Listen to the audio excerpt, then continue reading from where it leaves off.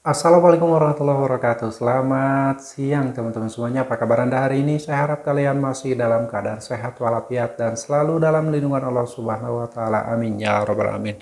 Saat Anda terlanjur gagal bayar di pinjaman online, ada 5 tahapan yang harus Anda lakukan. Dan biasanya ini disarankan oleh pihak pinjaman online, pihak OJK atau pihak-pihak lain yang menyarankan agar segera melunasi hutang-hutangnya.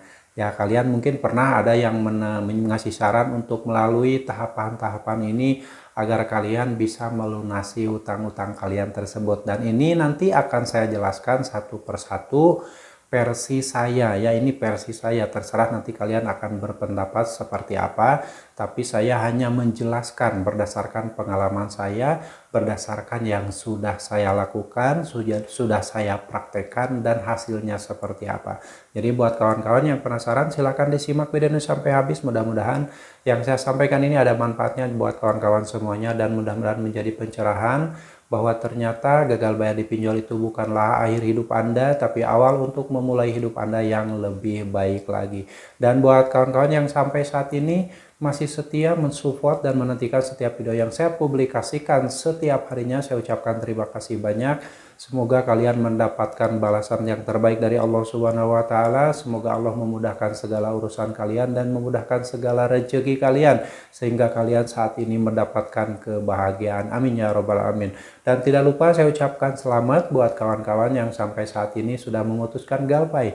Karena ternyata orang-orang yang gagal bayar pinjol hidupnya lebih baik dibandingkan dengan orang-orang yang saat ini masih terjebak gali lubang tutup lubang, masih membuat hutangan baru, mencari hutangan baru, dan endingnya setelah merawat pinjol tersebut tetap gagal bayar juga dan diakhiri dengan penyesalan. Berhati-hati ya buat kawan-kawan yang sampai saat ini masih mikir untuk merawat utang di pinjaman online.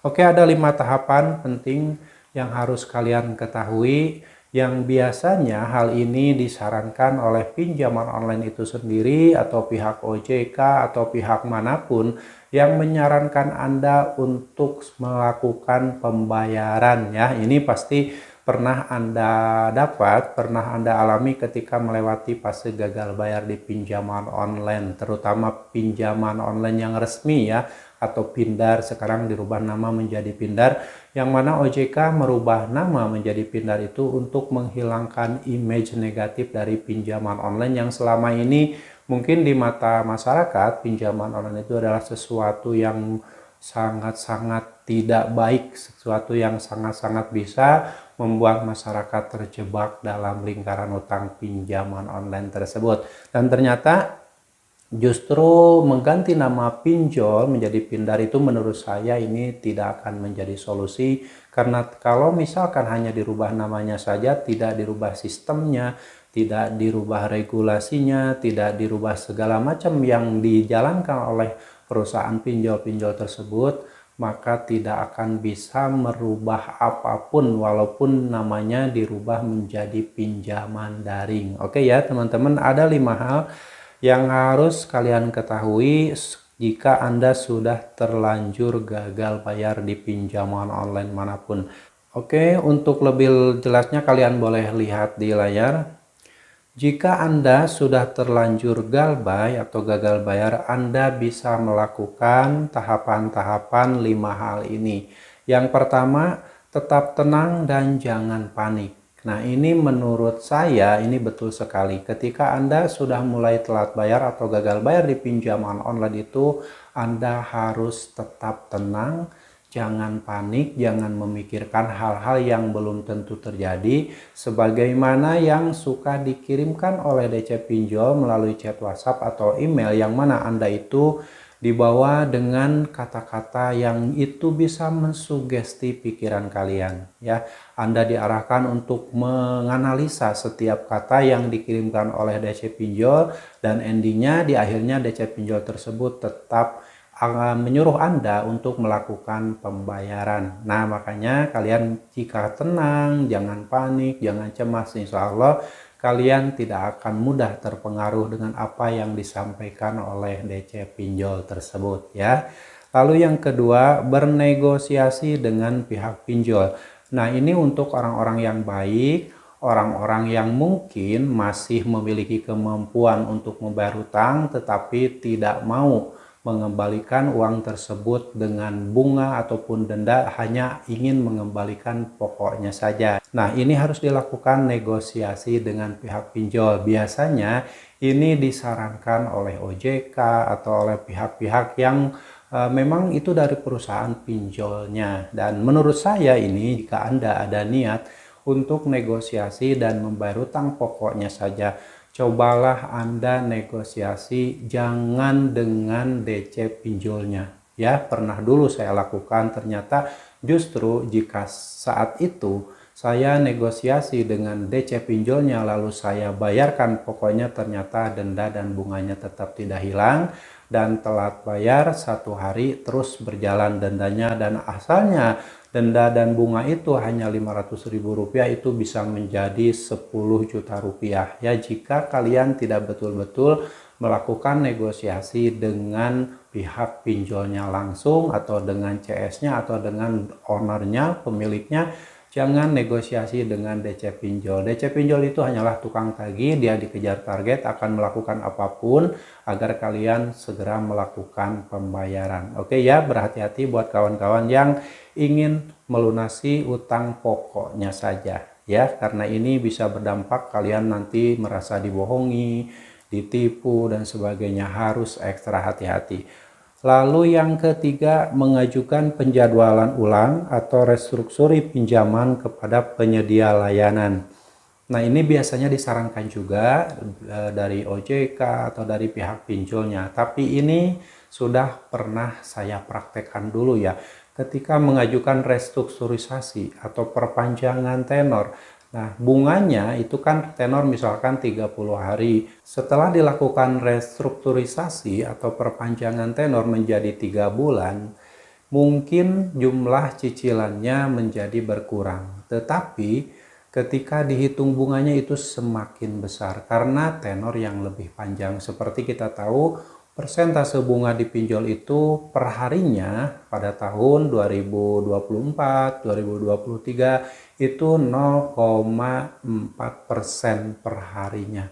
Ya, jadi kalau misalkan dihitung per hari sampai 3 bulan, itu bunganya pasti lebih besar. Berhati-hati ketika Anda disarankan untuk melakukan restrukturisasi atau perpanjangan tenor, apalagi jika Anda disarankan oleh DC pinjol untuk membayar biaya perpanjangan tenor. Nah, ini ada lagi biaya perpanjangan tenor, biasanya 7 hari atau 14 hari setelah jatuh tempo. Nah, ini jika Anda lakukan, membayar biaya perpanjangan tenor tersebut tidak mengurangi hutang pokok. Ya, kawan-kawan, hati-hatilah. Itu adalah jebakan untuk menguras harta benda Anda. Oke, lalu selanjutnya adalah jika upaya ini tidak berhasil, Anda bisa melapor ke OJK, kepolisian, Kominfo, AFPI, atau pihak berwenang lainnya. Nah, jika Anda sudah melakukan negosiasi dan sebagainya, tapi tidak berhasil, Anda bisa melaporkan katanya ke OJK, ke kepolisian, Kominfo. Nah, untuk melaporkan suatu hal yang berhubungan dengan pelanggaran pinjol, Anda membutuhkan bukti yang kuat ya, bukti yang valid, tidak hanya kata-kata. Karena ini bisa berpotensi justru blunder ya, Anda mengajukan ke OJK atau mengajukan ke pihak pinjolnya, melaporkan semua itu, tapi Anda buktinya tidak kuat. Ini nanti Anda yang akan terjebak, dan mungkin pihak OJK tidak akan langsung menanggapi laporan Anda, dan kalaupun misalkan ditanggapi, Anda tetap ujung-ujungnya akan disarankan untuk negosiasi dengan pihak pinjolnya. Nah, itu jadi buat apa kalian melapor jika memang kalian tidak memiliki bukti yang kuat. Oke, selanjutnya adalah hindari menggunakan jasa penghapus utang yang tidak terpercaya. Nah, ini benar teman-teman, ini harus kalian hati-hati karena saat ini banyak sekali bertebaran jasa-jasa yang menawarkan pelunasan utang lah atau penghapusan data dan sebagainya. Ini adalah cara-cara dari oknum-oknum jasa tersebut untuk lebih menjerumuskan Anda ke dalam utang yang semakin besar ya. Contoh misalkan utang Anda 2 juta rupiah, lalu Anda ditawari oleh salah satu jasa yang katanya bisa melunasi utang Anda. Ternyata setelah Anda mencoba memakai jasa tersebut, dia itu minta imbalan. Misalkan ada yang minta imbalan 30%, 20% dari jumlah yang dipinjam, dan dia itu menggunakan data-data Anda untuk meminjam uang di pinjol yang lebih ilegal lagi. Jadi buat apa kalau memang Anda bisa melunasi utang pinjol legal dengan pinjol ilegal, tidak perlu memakai jasa tersebut. Anda langsung aja ajukan data-data Anda di pinjol ilegal tersebut, ya.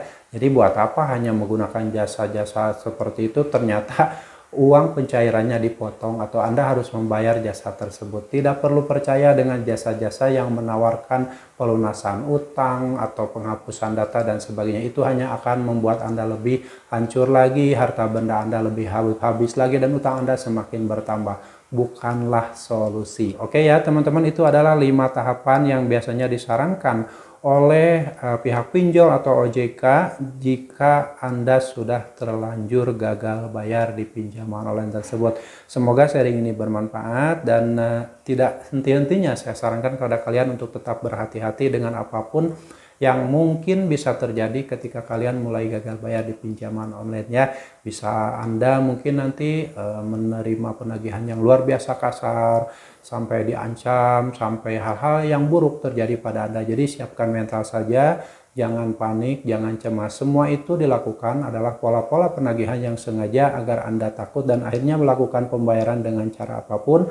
Dan saya sarankan ketika Anda tidak mampu bayar di pinjol, jangan coba-coba membayar utang pinjol itu dengan cara gali lubang, tutup lubang, membuat hutang baru, apalagi sampai kalian jual-jual aset atau gade-gade barang.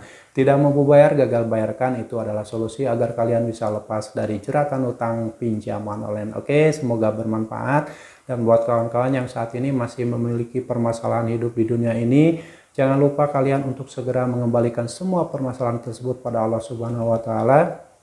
Kembalilah ke jalan Allah, perbaiki hidup Anda, perbaiki ibadah Anda, insya Allah. Jika seperti itu, segala macam permasalahan Anda akan dimudahkan oleh Allah Subhanahu wa Ta'ala. Amin ya Rabbal 'Alamin. Dan yang pasti, kalian harus tetap semangat perjuangkan masa depan kalian, perjuangkan masa depan keluarga kalian. Jangan pernah lagi memperjuangkan pinjaman online. Sampai jumpa lagi di video saya selanjutnya. Wassalamualaikum warahmatullahi wabarakatuh.